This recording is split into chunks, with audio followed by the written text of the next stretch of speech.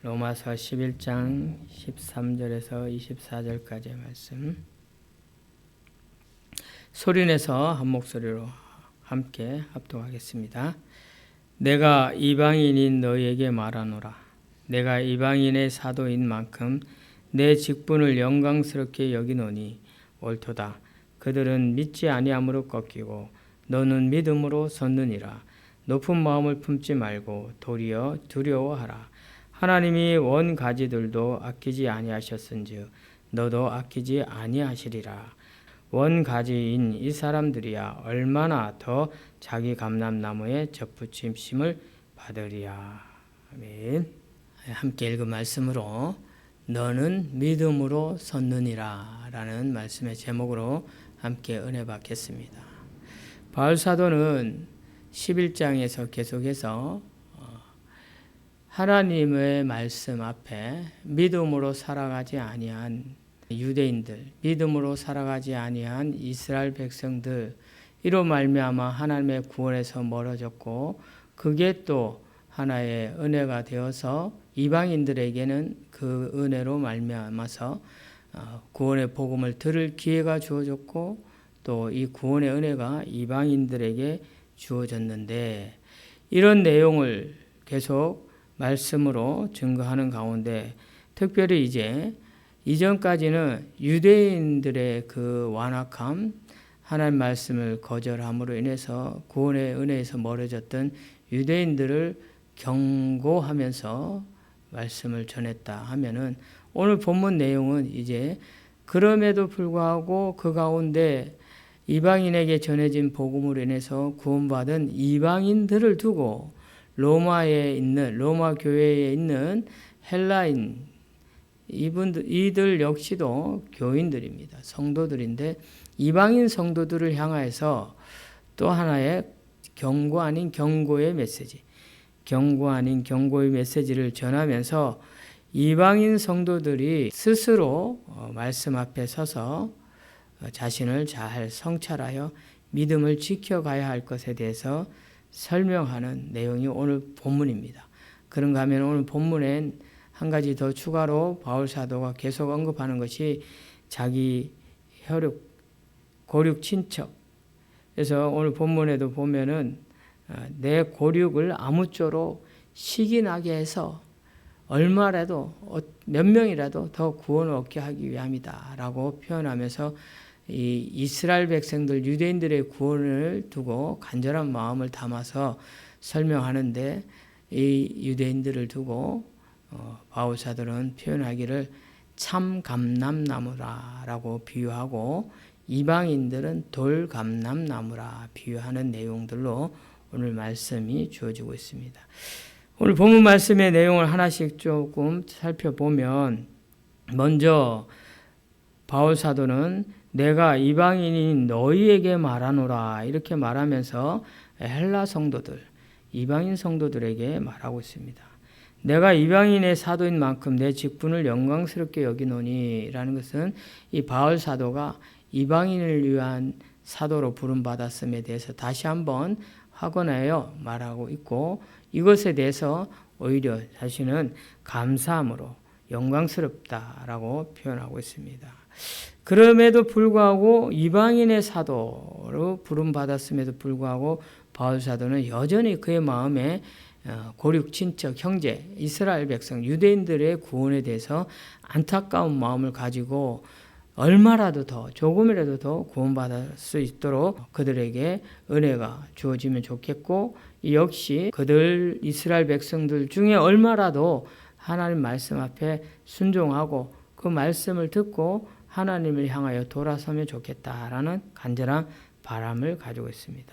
15절에는 그들을 버리는 것이 세상의 화목이 되거든 그 받아들이는 것은 죽은 자 가운데서 살아나는 것이 아니냐라는 이 표현으로 이스라엘 백성들이 하나님 말씀을 거역함으로 인해서 구원에서 멀어지고 그들이 버림받음으로 인해서 오히려 그것이 세상의 많은 또 다른 이방인들에게 구원의 은혜가 되었는데 구원의 길이 열어졌는데 이제 혹여라도 그랬던 이스라엘 백성들 유대인들이 하나님 앞으로 다시 돌아오게 되면 이것은 마치 죽었다가 다시 살아나는 것과 같지 않겠느냐라는 그런 이 부활의 메시지를 담아서 그 간절함을 더 표현하고 있다는 사실입니다.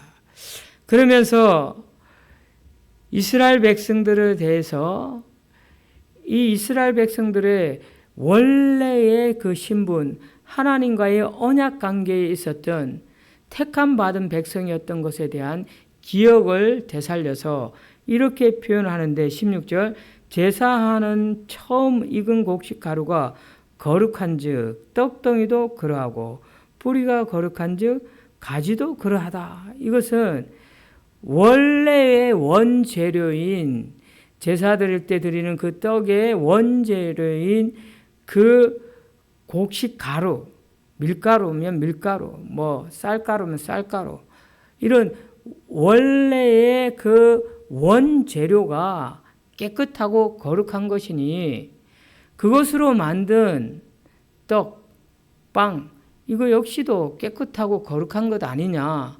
뿐만 아니라 뿌리가, 어떤 뿌리가 거룩하니까 그 뿌리의 거룩함은 결국 그 가지와 그 가지에서 피는 모든 꽃, 열매, 이거 다 거룩한 거 아니냐라고 표현하는데 왜 그런가 하니 이 바울사도는 이 뿌리와 가지, 원 소재, 원래의 그 원 소재를 설명하기 위해서 이런 비유를 드는데 그 원 소재, 원 가지가 누구냐 하니까 다름 아닌 이스라엘 백성들이었다. 다시 말하면은 원래 이스라엘 백성들에게 복음이 주어졌었다라는 걸 얘기하는 거예요. 구원의 길이 제시되었었다라고 얘기하는 거예요. 그런데 그들 중에 그 원 가지들 중에 어떤 것은 그 복음을 원래 구원의 은혜를 받지 아니하고 배척하고 대적하고 오히려 다른 쪽을 쳐다보고 하다 보니까 그것을 바울사도는 그 가지가 꺾였다라고 표현하면서 그렇게 꺾여 버려진 가지들이 있는데 그 꺾여 버려진 가지에 새로운 돌감람나무, 그러니까 야생인 거죠. 야생 감람나무. 그것을 접붙여서 참 감람나무와 함께 원뿌리에서 나오는 진액을 받아서 참 감람나무로 살아가게 한 것이 이 이방인들에게 전해진 복음으로 구원받은 하나님의 은혜다라는 것을 설명하는 거예요. 그래서 이방인들이 구원을 받은 것은 이 원가지, 원 참 감람나무의 꺾인 가지에다가 이방인인 그 돌 감람나무 가지를 접붙인 그가 자의적으로 이 돌 감람나무 이방인이 어떤 행동을 하고 뭘 해서가 아니라 이 감람나무에 접붙인 농부 그 농부 자체 그의 자의적인 능력으로 그의 일로 인해서 이렇게 접붙임을 받고 참 감람나무로 살아간다라는 것이죠. 그렇다면 이 접붙인 농부, 그가 누구냐면은 바로 하나님인 거죠. 하나님의 은혜가 강권적으로 임해서 이방인들이 구원을 얻어서 구원 백성으로 하나님 백성, 하나님 자녀로 살아가는 것이다. 근데 그것이 은혜다. 그럼에도 불구하고 그것을 통해서 오히려 내가 구원받은 걸 가지고 구원받지 못한 이스라엘 백성들, 유대인들을 비방하거나 조롱하는 그런 상황이 있었기 때문에 이 말씀을 하는 거겠죠. 그래서 바울사도는 그 표현을 얘기하기를 18절에 보면은 그 가지들을 향하여 자랑하지 말라는 거예요. 꺾인 가지들. 그 꺾인 가지들은 17절에 표현하고 있는데 또한 가지 얼마가 꺾였는데 돌 감람나무인 내가 그들 중에 접붙임이 되어 참 감람나무 뿌리에 진액을 함께 받은 자가 되었는데 그 가지들, 꺾인 가지들을 향해서 너희들이 자랑하지 말라는 거예요.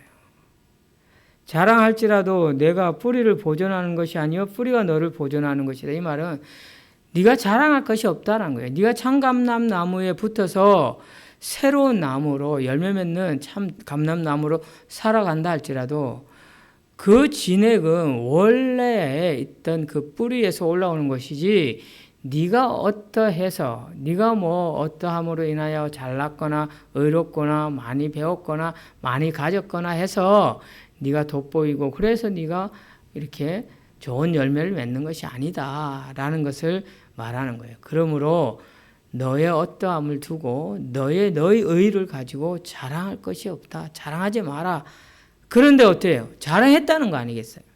이방인들이 구원받은 은혜로 생각하지 아니하고 자신들의 어떠함으로 인해서 마치 옛날에 유대인들처럼 똑같이 그렇게 자랑하고 교만했다. 그것 때문에 그렇게 하지 마라 라고 말하는 것이죠. 그래서 19절에 보면 그러면 내 말이 가지들을 꺾인 것은 나로 젖붙임 받게 하려 하면 아닌가 이렇게 얘기하는 것. 그 가지들이 꺾여서 잘려나간 거 그들의 죄로 인한 것이고 그래서 오히려 그것은 나를 위한 거 아닙니까? 내가 젖붙임 받기 위한 거 아닙니까? 이렇게 말하는 거죠. 그랬더니 바울 사도가 그래 맞다 그 말이 옳다 하면서 20절 오늘 본문 말씀 핵심인데 20절에 그래 말하는 거예요. 네 말이 옳다라고 하면서 그들은 믿지 아니함으로 꺾였지. 그러나 너는 믿음으로 섰어. 그래서 너는 높은 마음을 품지 말고 도리어 두려워해라. 이 말이 무슨 말이냐면 네가 믿음으로 섰다는 것은 네가 자의적으로 선택해서 내가 믿겠다 해서 믿어서 얻은 것 같으면 내가 어떤 믿음을 가지고 내가 믿음으로 행동해서 내가 나의 어떤 수고로움으로 얻은 결과이기 때문에 나의 어떤 수고로움을 이야기할 수 있겠지만 여기서 말하는 이 네가 믿음으로 섰다라는 것은 이 믿음마저도 하나님이 허락해 주셨다는 거예요. 이 믿음마저도 하나님의 선물이기 때문에 네가 자랑할 게 없어. 그 말하는 거예요. 오히려 조심해야 돼. 높은 마음 품지 말고 교만한 마음 품지 말고 오히려 그 믿음에 그 교만함으로 인해서 오히려 그 믿음에서 또 탈락할 수도 있으니까 더욱 두려움으로 지내라 이렇게 말하는 거예요. 그러면서 탈락할 수 있음에 대해서 여지를 두고 바울 사도는 뭐라고 얘기하냐면 하나님이 21절 원가지들도 아끼지 아니하셨은즉 너도 아끼지 아니한다. 하나님이 원가지를 아끼지 않은 이유가 뭐예요? 그들이 구원받은 택함받은 선민이라고 하면서 하나님 말씀대로 살지 않은 거잖아요. 하나님을 하나님으로 여기지 아니하고 세상의 것을 신으로 여기고 우상 섬기고 교만하고 그래서 그들이 하나님의 말씀하시는 것처럼 하나님의 원가지들도 아끼지 않았다는 거예요. 하나님 앞에 대적하고 하나님을 하나님으로 여기지 않고 하나님 말씀 앞에 순종하지 않고 하나님의 뜻에 따르지 않고 자기 소견에 오른 대로 그러면서도 불구하고 우리는 택한 백성이야 하고 자랑하고 교만하고 하니까 그 가지를 아끼지 아니하고 잘라버렸다는 거예요. 꺾어내버렸다는 거 아니에요. 그러니 너도 하물며 젖붙임 받은 가지인데 원가지도 아니고 젖붙임 받은 가지인데 내가 하나님 앞에 자랑하고 교만하여서 마치 자기가 뭔 것을 이룬 것처럼 그러다가 하나님 멀리하고 자기의 노력으로 다 되는 것처럼 자기의 의로 다 이루는 것처럼 자기의 어떤 지식과 자기의 어떤 경험과 자기의 어떤 백그라운드 가지고 있는 그런 권세 능력으로 다 되는 것처럼 하나님 없이 그냥 마음대로 자기 마음대로 나 이미 구원받았는데 하고 이렇게 살면 그 가지도 버린다는 거예요. 하나님은. 무서운 말씀인 거예요. 이게. 그래서 우리가 끝까지 주님 부르시는 날까지 믿음을 지키고 주님 앞에 나아가는 게 이게 참 결코 쉬운 일이 아닙니다. 만만하게 생각할 일이 아니에요. 자, 그런가 하면은 22절에 그러므로 하나님의 인자하심과 준엄하심을 보라.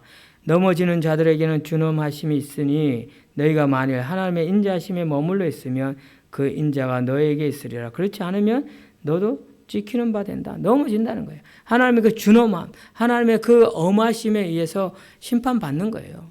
그러나 우리가 이 모든 것이 은혜이구나, 은혜인 줄 알고 하나님의 말씀 앞에서 하나님의 가르치심대로 하나님의 뜻대로 순종하여 살려고 몸부림치면 그 인자하심에 머물러서 우리의 믿음이 끝까지 지킴받고 또 주님 부르시는 그날까지 승리하고 승승장구할 수 있다라는 말씀을 우리에게 주십니다. 그러면서 바울 사도는 마무리하면서 그들도 믿지 않는데 머무르지 아니하며 접붙임을 받는다. 이 누구냐? 그들이 누구냐면 이스라엘 백성들. 그들이 이제 믿지 않는데 있지 않고 믿음으로 돌았으면은 접붙임을 받는다 이 말이에요. 자, 그런데 또 이어서 이는 그들을 접붙이실 능력이 누구에게 있다? 하나님에게 있기 때문이에요. 이 모든 것이 접붙임, 믿음, 이건 결국 하나님의 능력에 하나님 손에 달려 있다는 거예요. 이걸 달리 얘기하면 구원의 은혜는 전적으로 하나님 손에 있다는 거. 하나님의 주권이다. 그래서 바울 사도는 마무리로 이렇게 말합니다. 내가 돌 감람나무에서 찍힘을 받고 본성을 거슬러 좋은 감람나무에 접붙임을 받았으니, 이 무슨 말이냐면 네가 원래는 돌감람나무예요. 돌감람나무의 그 본성은 아주 울퉁불퉁하고 못났고 열매도 못 맺고, 그러니까 다시 얘기하면은 우리가 하나님 없이 살 때는 죄악 덩어리고 죄투성이고 못남투성이었지만 그럼에도 불구하고 그 본성을 거슬러 하나님께서 불쌍히 여겨서 좋은 감람나무에 접붙여서 좋은 열매 맺게 하고 좋은 신성으로 살게 했다는 거예요. 그러니 하물며 원가지인 이 사람들, 이스라엘 백성들을 두고 말하는 거야. 이들은 얼마나 더 자기 감람나무에 접붙이기 쉽겠느냐 이 말인 거죠. 원래 이렇게 바울 사도는 끝까지 자기의 동족인 이스라엘 백성 유대인들의 구원을 두고 하나님 앞에 간절함으로 부르짖습니다. 그러면서 로마 교회 성도들에게 이 간절함을 전하고 있는 거예요.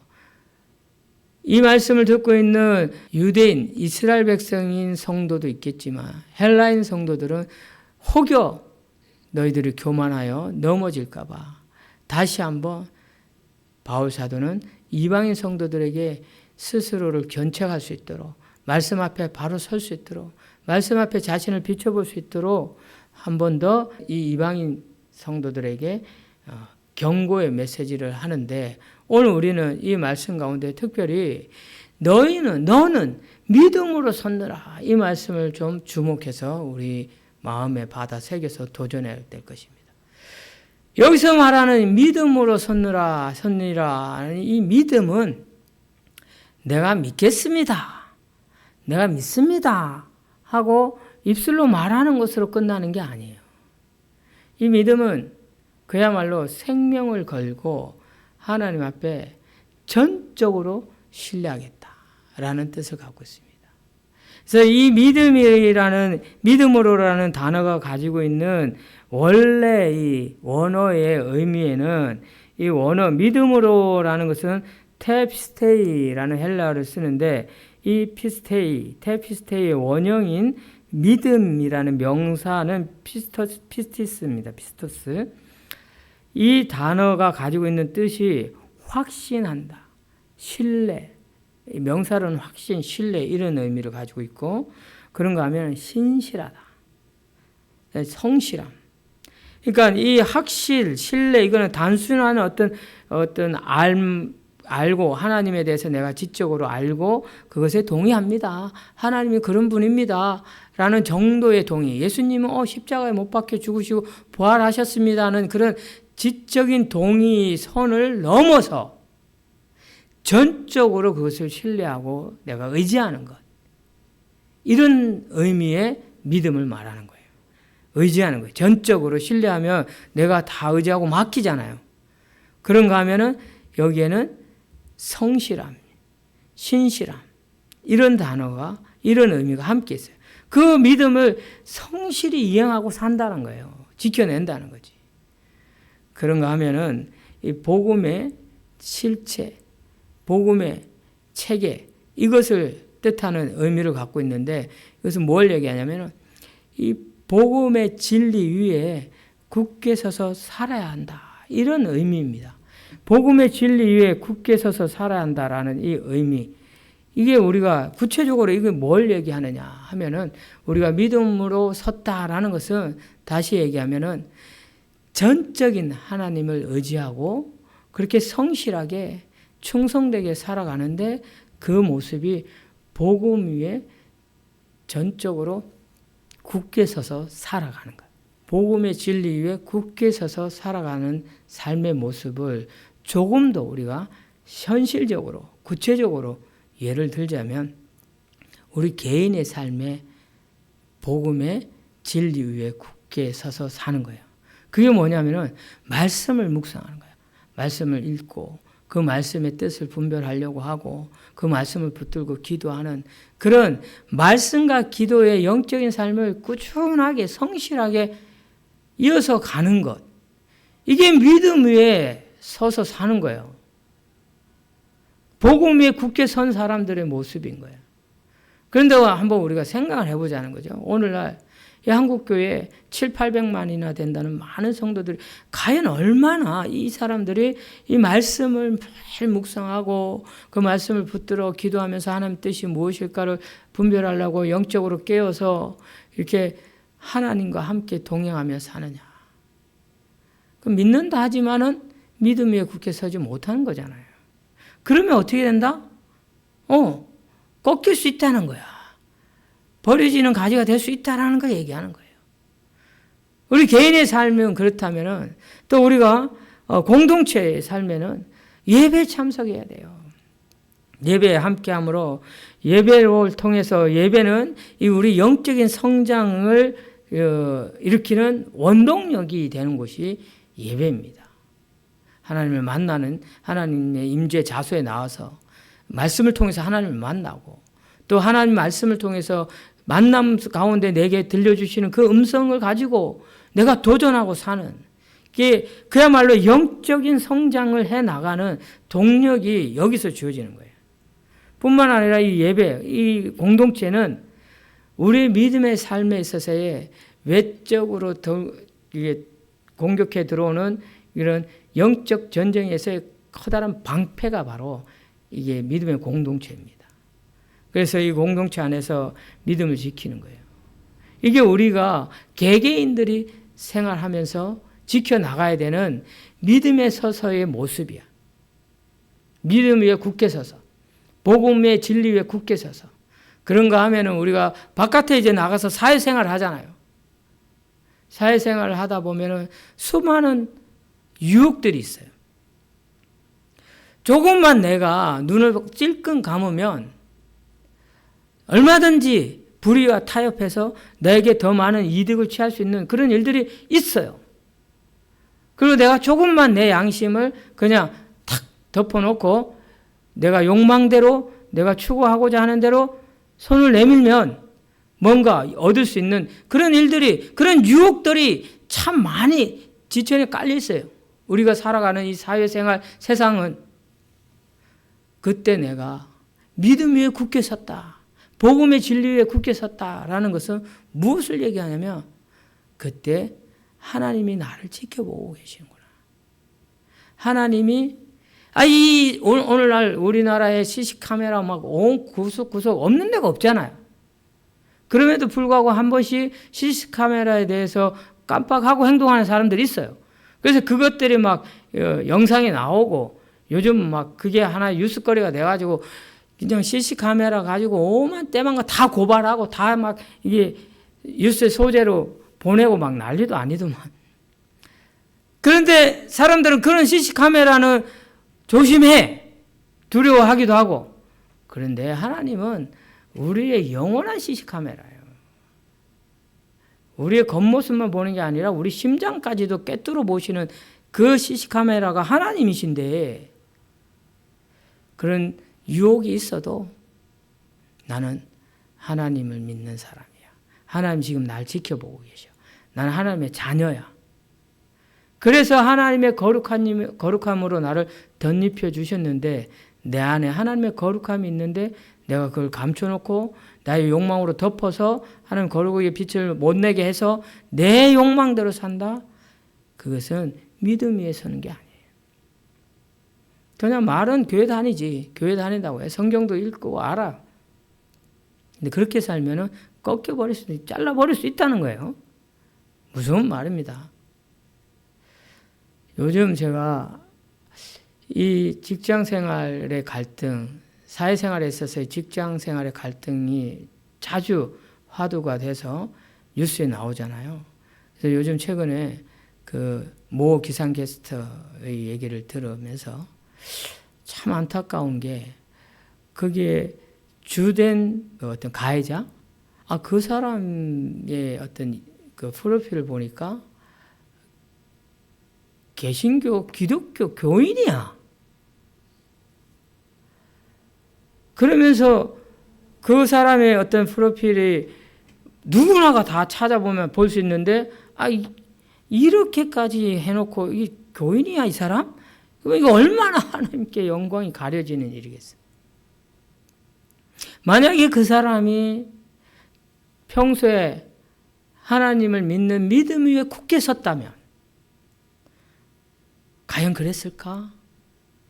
상대방이 믿고 시기나고 질투가 난다 할지라도 내가 하나님의 사람이라면 그를 막 시기하고 미워하고 질투하면서 막 따돌리고 중상모략하고 그런 마음이 일어났을까? 또 어느 학교 출신인가 봤더니 우리가 너무나도 잘 아는, 그리고 기독교 대학으로 아주 유명한 H대학교 출신이에요. H대학교. 거기서 기독교 정신으로 공부를 하고 세계의 어떤 리더로 나가고자 하는 그런 기치 아래 학생들을 모집해서 가르치는 대학교인데,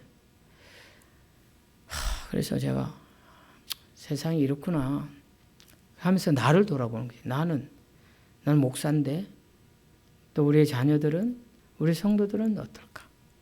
그렇다면 이 말씀 앞에서 내가 먼저 나를 돌아보고 깨닫고 내가 믿음 위에 굳게 서야겠구나. 한치라도 세상의 어떤 유혹과 타협하지 않고 손톱끝만치라도 내 안에 어떤 불의로 행동하지 않아야겠구나. 잘 안 되죠. 잘 안 돼서 내 욕망대로, 내 육신의 소욕대로 문득문득 일어나면 내가 또 하나님 앞에 범죄했구나 하고 바로 회개해야 돼. 그걸 놔두면 자꾸 누적이 돼서 무뎌지거든. 그러면 그 무뎌지는 그것 때문에 믿음 위에 굳게 서지 못하고 세상 위에 굳게 서면서 세상으로 욕망으로 살아가는 거예요. 그러다 보면 꺾일 수 있다는 거예요. 잘릴 수 있다. 오늘 이 말씀 저와 여러분이 믿음으로 받기 바랍니다. 그래서 그 믿음 위에 굳게 서서 복음의 진리 위에 굳게 서서 나의 개인적인 삶을 통해서도 우리의 가정에서도 또 사회적인 그런 어떤 직장과 사회생활 속에서도 하나님의 거룩함이 빛날 수 있는 복된 성도 될 수 있기를 주의 이름으로 축원합니다.